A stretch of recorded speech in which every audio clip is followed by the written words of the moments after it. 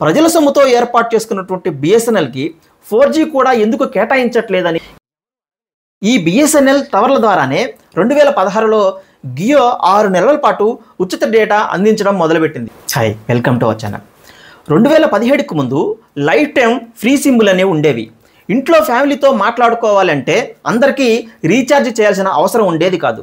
వాళ్ళు ఎప్పుడైనా మాట్లాడాలంటే ఒక 10 రూపాయలు కార్డు వేసుకొని ఆ బ్యాలెన్స్ ఉన్నంత వరకు మాట్లాడుకునేవాళ్ళం. ఇప్పుడు ఇంట్లో ఎన్ని ఫోన్లు ఉంటే అంతమందికి రీఛార్జ్ చేయాల్సిన అవసరం వస్తుంది. అదిగాక 100 రూపాయలతో మొదలైనటువంటి ప్యాకేజీ ఇప్పుడు 900 వరకు పోయింది. అయితే ఈ పరిణామాలన్నిటికీ అనుకూలంగా ఒక అవాస్తవం ప్రచారంలో ఉంది. మొబైల్ డేటా ఇంతకుముందు చాలా ఖర్చుతో కూడుకున్నదని, జియో వచ్చిన తర్వాతే డేటా చాలా సులభంగా దొరుకుతుందని, మొబైల్ టెలికమ్యూనికేషన్ రంగంలో ఒక పెద్ద మార్పు జియో ద్వారా వచ్చిందని జనాలకు ఒక ప్రచారం ఉంది. కానీ ఇది అవాస్తవం. Telecom regulatory authority of India Troy వంటి సంస్థ సిమ్ వ్యాలిడిటీ కోసం ప్రతి నెల మినిమం రీఛార్జ్ తప్పనిసరిగా ఉండాలని కొత్త గైడ్లైన్స్ తీసుకురాబోతుందని ముందుగానే గ్రహించినటువంటి జియో 2016 సెప్టెంబర్న టెలికాం రంగంలోకి ప్రవేశించి 6 నెలల పాటు కాల్స్ డేటా అందరికీ ఉచితంగా ఇచ్చేసి విపరీతంగా సబ్స్క్రైబర్లను పెంచేసుకుంది. మిగతా ఎయిర్టెల్, వడాఫోన్ లాంటి టెలికాం కంపెనీలకి అసలు ఏం జరుగుతుందో అర్థం కాలేదు. 6 నెలల పాటు సాగిన ఉచిత పలహారాల స్కామ్లో చిన్న చిన్న కంపెనీలని చేతులెత్తేశాయి. ఒక్క ఎయిర్టెల్ మాత్రమే గట్టిగా నిలబడగలిగింది, అది కూడా గుజరాత్ కాబట్టి. అప్పటి వరకు మన్ను తిన్న పాములా ఉన్నటువంటి telecom regulatory authority of India enter అయ్యి ఇలా ఉచితంగా ఇవ్వడానికి వీలు లేకుండా కొత్త గైడ్లైన్స్ పాలసీని తీసుకొచ్చింది. 2017లో ముందు ఉన్నటువంటి లైఫ్ టైం ఫ్రీ సిమ్లని రద్దు చేస్తూ ప్రతి నెల మినిమం రీఛార్జ్ విధానాన్ని అమల్లోకి తెచ్చింది. ఈ విధానం ముందే వస్తుందని చిన్న కంపెనీలకు కానీ తెలిసి ఉంటే అవి చేతులెత్తేసి ఉండేవి కాదు. వాళ్ళ సబ్స్క్రైబర్లు జియోకి పోకుండా వాళ్ళు కూడా ఉచిత పలహారాలే ఇచ్చేసి ఉండేవాళ్ళు. ఈ జరిగిన పరిణామాలను చూస్తుంటే ట్రాయ్ అమలు చేయబోయే రెగ్యులేషన్స్ ముందుగా అంబానీకి లీక్ చేసి మొబైల్ టెలికమ్యూనికేషన్ రంగంలోకి అంబానీ ఎంటర్ అవ్వడానికి ఇండైరెక్ట్గా సహాయం చేసి ఉందేమోనని అనుమానాలు కలుగుతున్నాయి. ఇప్పుడు ఎవరైనా ఉచిత లైఫ్ టైం సిమ్ములు ఇస్తామని ముందుకొచ్చినా కూడా అసలు ఉచిత సిమ్ములే ఉండకూడదని గైడ్లైన్స్ తీసుకొచ్చిన ట్రాయ్ జియోకు 6 నెలల పాటు ఉచితంగా డేటా ఇవ్వడానికి ఎందుకు అనుమతించినట్లు, జియోకి స్పెక్ట్రమ్ ఎలా కేటాయించారు అనే వివరాలు తెలుసుకోవాలంటే అసలు స్పెక్ట్రమ్ అంటే ఏమిటి, ఈ స్పెక్ట్రమ్ ఎవరి ఆధీనంలో ఉంటుంది, దీన్ని ఎవరు కేటాయిస్తారు, ఎలా కేటాయిస్తారు అని తెలుసుకుంటే కానీ దీంట్లో జరిగిన స్కామ్ ఏంటో అర్థం కాదు. స్పెక్ట్రమ్ అంటే ఇది ఒక మిషన్ కాదు, ఎవరో తయారు చేసింది కూడా కాదు. సహజ సిద్ధంగా గాల్లో ఉన్నటువంటి ఒక తరంగాల వ్యవస్థ, రేడియేషన్ సిస్టమ్. ఆ రేడియేషన్ సిస్టమ్ యొక్క స్పీడ్ స్కేల్ని బట్టి వాటిని కొన్ని ఫ్రీక్వెన్సీలుగా డివైడ్ చేస్తారు. ఒక ఫ్రీక్వెన్సీని ఒక పనికి మాత్రమే ఉపయోగించగలం, 2 పనులు చేయడం కుదరదు. ఇప్పుడు మీకు ఈజీగా అర్థం అవ్వాలంటే రేడియో మిర్చికి 98.3 మెగా హెడ్జెస్ స్పీడ్ ఉన్న ఫ్రీక్వెన్సీని కేటాయించారు. రెడ్ ఎఫ్ఎంకి 93.5 మెగా హెడ్జెస్ స్పీడ్ ఉన్న ఫ్రీక్వెన్సీని కేటాయించారు. వీటిలో వేరే ప్రసారం చేయడానికి కుదరదు. ఇదే విధంగా టీవీ ఛానల్స్కి ఫ్రీక్వెన్సీలు కేటాయించాలి, బ్రాడ్బ్యాండ్ల కోసం కొన్ని ఫ్రీక్వెన్సీలు కేటాయించాలి, మొబైల్స్ యూజ్ చేయడం కోసం కొన్ని ఫ్రీక్వెన్సీలు కేటాయించాలి.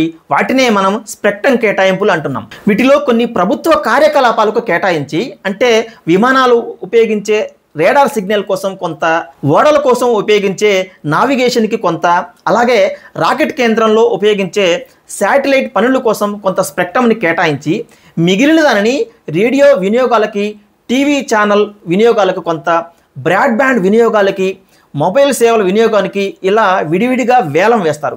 ఈ వేలంలో ఎవరు ఎక్కువ ధర చెల్లించి కొనుగోలు చేసుకుంటే వాళ్ళు ఆ రంగంలో వ్యాపారం చేసుకోవడానికి అవకాశం ఉంటుంది. 2010లో రిలయన్స్ ఇండస్ట్రీ లిమిటెడ్ ఐబిఎస్ఎల్ అని ఒక షెల్ కంపెనీని ఏర్పాటు చేసి కొంత స్పెక్ట్రమ్ని కొనుగోలు చేసింది.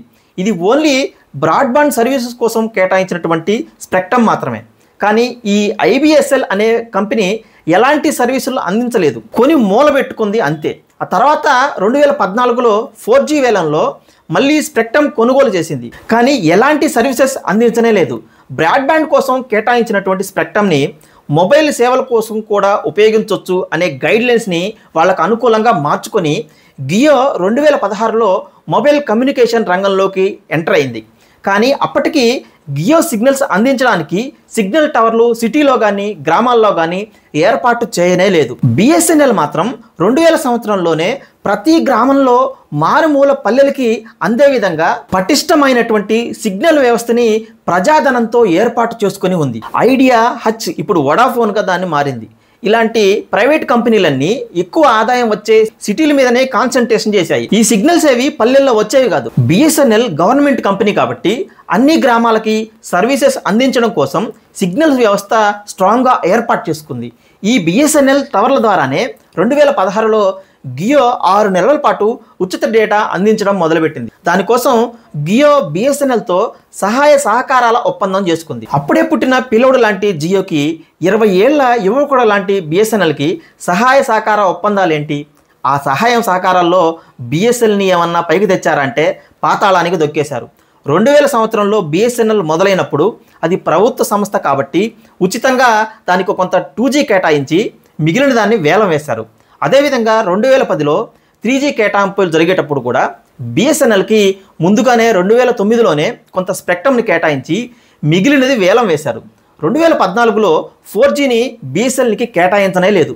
అసలు ఎలాంటి సర్వీసులు స్టార్ట్ చేయని జియోకు మాత్రం పెద్ద మొత్తంలో స్పెక్ట్రమ్ని కేటాయించి 2022లో 5G కేటాయింపులు జరిగేటప్పుడు 5G టెక్నాలజీ ఇండియాలో లాంచ్ చేస్తున్నామని చెప్పి భారీ ఎత్తులో ప్రమోషన్ చేసుకున్నారు. ప్రజల సొమ్ముతో ఏర్పాటు చేసుకున్నటువంటి బిఎస్ఎన్ఎల్కి 4G కూడా ఎందుకు కేటాయించట్లేదని ఎవరూ అడగలేదు. ఇక్కడ మనకు స్పష్టంగా అర్థమవుతుంది ఏంటంటే ప్రజల సొమ్ముతో నిర్మించుకున్నటువంటి బిఎస్ఎన్ఎల్ని నిర్వీర్యం చేసి జియోకి లాభం చేకూర్చేలా నిర్ణయాలు జరిగాయి. ఇదొక్కటే కాదు, ప్రజాధనంతో నిర్మించినటువంటి ప్రభుత్వ రంగ సంస్థలన్నీ ఉద్దేశపూర్వకంగా వాటిని నిర్వీర్యం చేసి ఇవి సక్రమంగా పనిచేయట్లేదు అని ప్రజల్లో ఒక భ్రమ కల్పించి వాటిని ప్రైవేట్ కార్పొరేట్ సంస్థలకు అప్పనంగా అప్పజెప్పాలి. ఇవేవి ప్రజలకు అర్థం కాకుండా ఉండడం కోసం మీడియానంతా వాళ్ళ గుప్పెట్లో పెట్టుకొని దేశభక్తి అని సోమరసంలో ప్రజలను ముంచి లేపాలి.